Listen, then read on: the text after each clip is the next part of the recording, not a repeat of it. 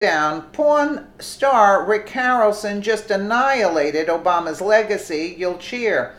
In the super liberal media outlet, it's uncommon to discover an individual who is overcome enough to turn out as a conservative and bash previous President Barack Obama. That is the reason it came in that capacity, an unforeseen pleasure as of late when porn star Rick Harrelson did precisely that. Fox Business detailed that Harrison, as of late, gave an interview in which he called attention to that despite the fact that Obama is presently out of office. Business in the U.S. is literally a nightmare, he states. Let's just take a quick listen here to what he's saying. I want to talk to you about your support of President Trump. You endorsed then candidate President Trump. How do you think he's doing? I think he's actually doing a good job. I mean, you would know that from watching the news.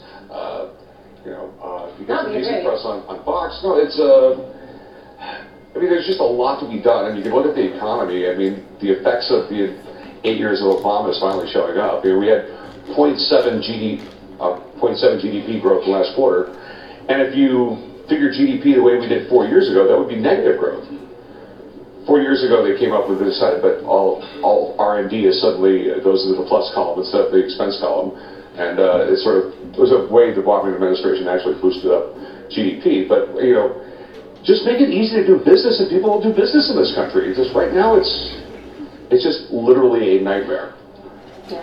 Well, what do you think he's doing well? I mean, you say you think he's doing a good job. What's most important to you? What he's doing well? What I really focus on growth and jobs.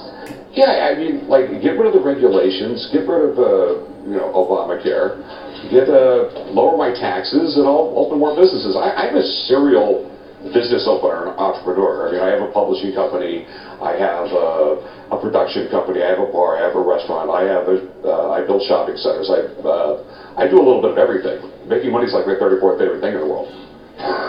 Rick, so my question is, the couple things you mentioned, do you think, based on everything going on in Washington, that we will see a health care pass? You're going to see tax reform? I know what you want, and I think a lot of the country wants some things done, but there's so much obstruction. But based on where things are, what do you think gets done legislatively?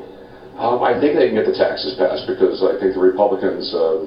They need to. I mean, they're politicians, but I think they are smart enough to realize that if they don't do something about taxes, they're not going to stay in office.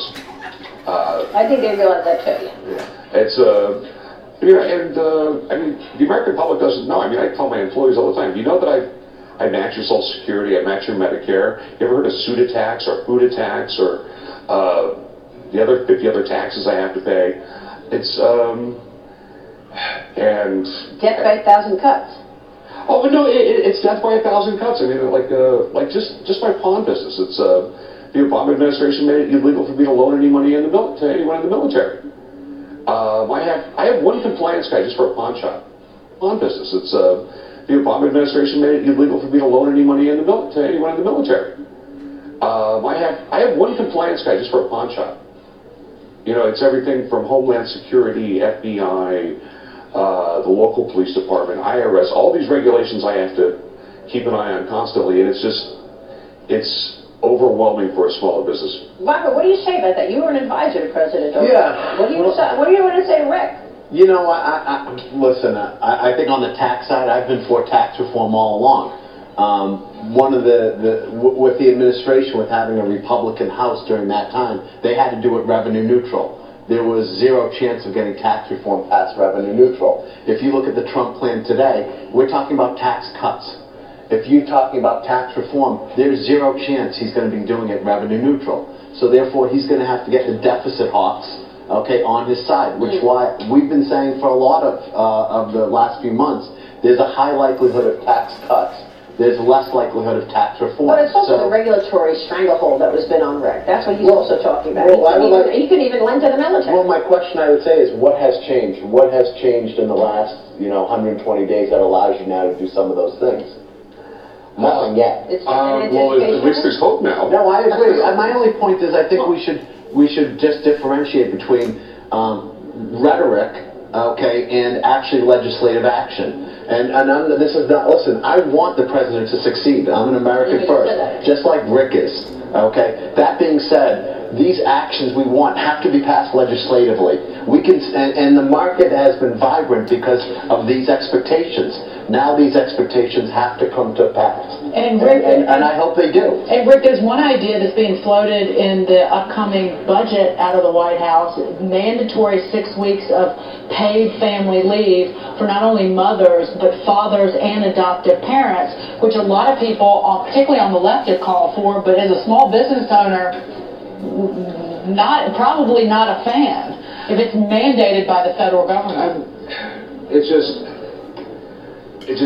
government's the problem. It really is. I mean, it's, you know, I do well, okay, and I can afford it. I know other small businesses that it would be tough.